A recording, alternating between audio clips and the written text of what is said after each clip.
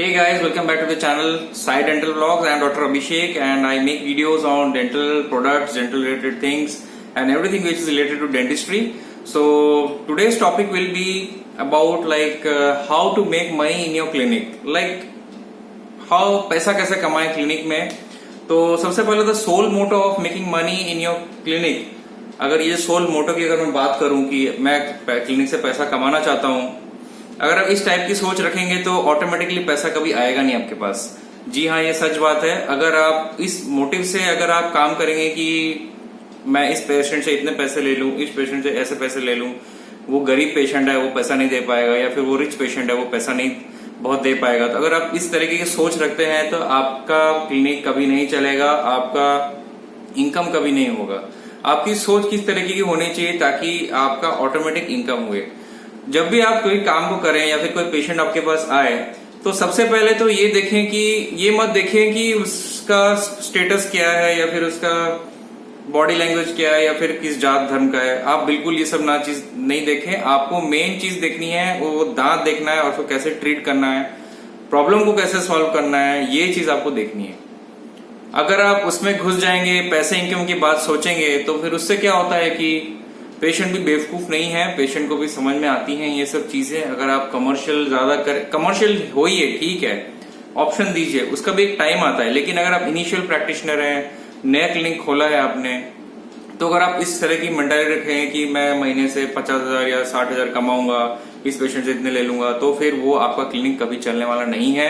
लोगों को धीरे धीरे पता चल जाएगा कि आप बहुत कमर्शियल है. और कोई भी चीज अगर आप किसी रेस्टोरेंट में खाने जाते हैं और अगर बहुत कॉस्टली होती है तो फिर आपको मन में एक होता है कि चलो खाना तो ठीक था भैया जो भी है, लेकिन इससे अच्छा खाना कम पैसे में मिल सकता है. तो फिर आप ऑप्शन ही मत दीजिए पेशेंट को इस तरह की सोच रखने की. तो सबसे पहले तो आपको जब भी पेशेंट आता है क्लिनिक में, first of all you have to be very well behave with the patient and उसको ट्रीटमेंट के बारे में आपको समझाना है. अगर आरसीडी करवानी है तो आरसीडी या फिर इम्प्लांट. लेकिन आपको ये चीज ऐसा नहीं करना है कि पेशेंट अगर गरीब है तो उसको ट्रीटमेंट ऑप्शन नहीं देना है. आपको हर ट्रीटमेंट ऑप्शन पेशेंट को देना है. You have to tell him about a zirconia crown also. और पेशेंट अगर इम्प्लांट के बारे में आपको बोलना है, you have, it's your duty कि आप सारा ट्रीटमेंट प्लान करें. अगर गरीब है वो नहीं है, वो पेशेंट पे डिपेंड करता है, आप पे डिपेंड नहीं करता है.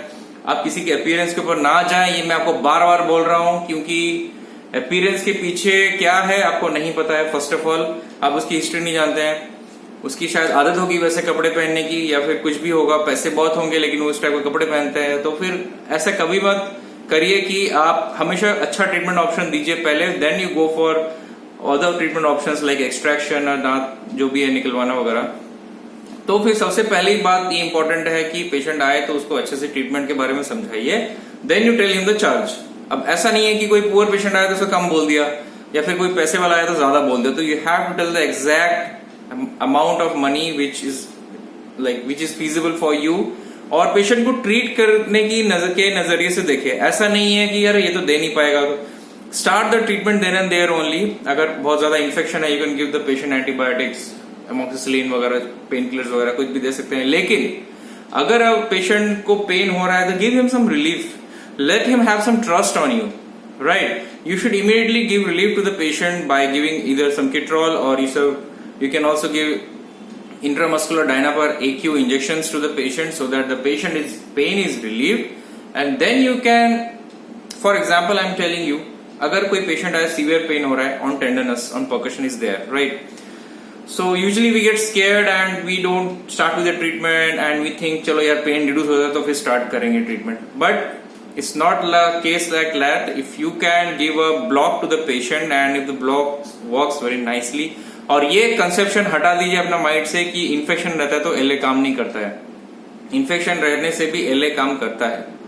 You just have to wait for half an hour for the LA to work properly, right? Infection case में एलए काम करता है. इस मिसकंसेप्शन को हटाइए अपने माइंड से, because it really works. If it doesn't work, you have to give another one, but it will surely work.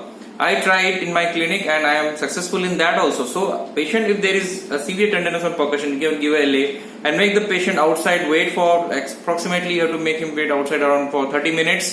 उसके बाद आप पेशेंट को Kitrol TT 2 टैबलेट दीजिए. पेन कम हो जाएगा और जल्दी कम होगा, and otherwise you can give a Dynapar AQ injection and then you can start with the root canal treatment of the patient then and there. Patient will be relieved like anything for the next day. He will have a trust in you. जब भी आप उस treatment का करें then you tell him the charges वगैरह and all.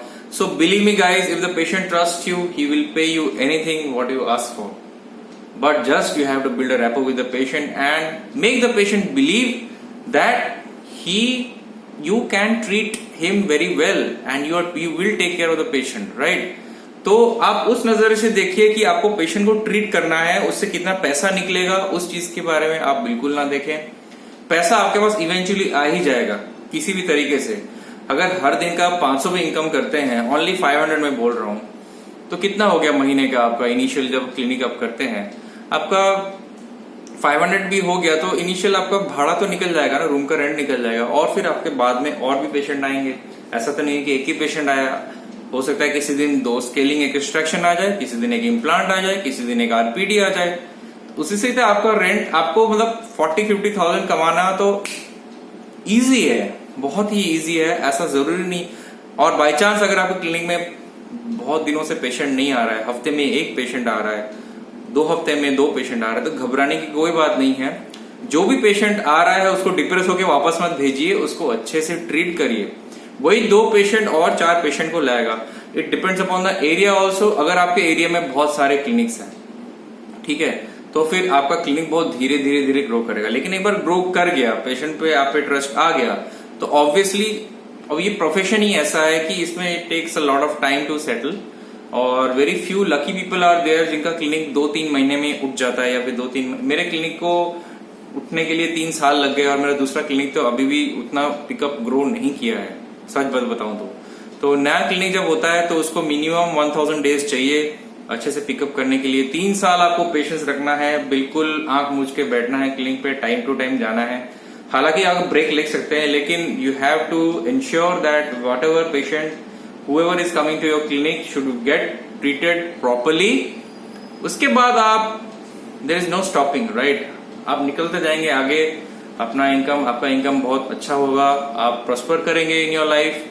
तो यही मैं बोलना चाहता हूं कि परेशान मत होइए. अगर आपके क्लिनिक में पेशेंट नहीं आ रहे हैं तो कैंप्स वगैरह कराइए घर के आसपास, थोड़ा बहुत खुद जाके प्रमोट करिए. अगर आप कहीं जा रहे हैं किसी मार्केट में या फिर किसी एटीएम में या फिर कोई भी मेडिसिन स्टोर में अपना कार्ड दे दीजिए, वहां पे बताइए कि मेरा डेंटल क्लिनिक है. इसमें शर्माने की कोई बात नहीं है. पेशेंट को पता नहीं है इसलिए वो आपके पास नहीं आ रहा है. When the patient come to know about you, people will refer your client to yourself. Means ऐसा नहीं है कि आप पेशेंट ने आपके पास ट्रीटमेंट करवाया, अगर आप पे ट्रस्ट करता है ना पेशेंट, अगर उस पेशेंट को कुछ खराब भी होगा ना तब भी वो पेशेंट आपके पास ही दूसरे पेशेंट भेजेगा. But your behaviour should be very good with the patient, it should be very nimble. And आपको पेशेंट को, अब जब पेशेंट आपसे बात कर रहा हो ना, तो पेशेंट को एक रिलैक्स फील होना चाहिए. ऐसा नहीं कि उसको अनसेटिस्फाइड फील हुआ. तो बात करना बहुत जरूरी है पेशेंट के साथ, और अच्छे से बात करिए. आपका क्लिनिक जरूर ग्रो करेगा, ठीक है. तो परेशान मत होइए, अपने काम पे मेहनत से मन दीजिए और बिल्कुल अच्छे से काम करिए. जरूर आप एक दिन शाइन करेंगे. नया क्लिनिक है, पुराना क्लिनिक है, जो भी है, एक्सक्यूज देने का कोई आपको चांस नहीं मिलना चाहिए. बस do your work properly whatever patient comes to you. And अगर आपने मेरे को अभी तक इंस्टाग्राम में फॉलो नहीं किया है तो प्लीज फॉलो कर दीजिए. और आपके जो पर्सनल मैसेजेस आते हैं ना मेरे को यूट्यूब पे, तो वो मुझे रिप्लाई करने में थोड़ी दिक्कत होती है. तो फिर आप साइड एंडल ब्लॉग इंस्टाग्राम में व्हाट्सएप की तरह मुझे मैसेज कर सकते हैं, तो फिर मैं आपको इमीडिएटली रिप्लाई भी कर सकता हूँ. तो आज के लिए बस इतना ही रखते हैं. और अगर कुछ टॉपिक आपको स्पेशली चाहिए, हालांकि अभी काफी लोग मुझे पूछ रहे हैं कौन सा कॉलेज कैसा है, क्या है. मैं बता रहा हूँ जितना मेरे से हो सकता है, जितना मैं जानकारी दे सकता हूँ मैं बता रहा हूँ. लेकिन फिर भी अगर पूछना है आपको तो आप मेरे को साइड एंडल ब्लॉग्स में इंस्टाग्राम में मैसेज करिए. I will reply you back. Till then take care, good bye and have a very good day.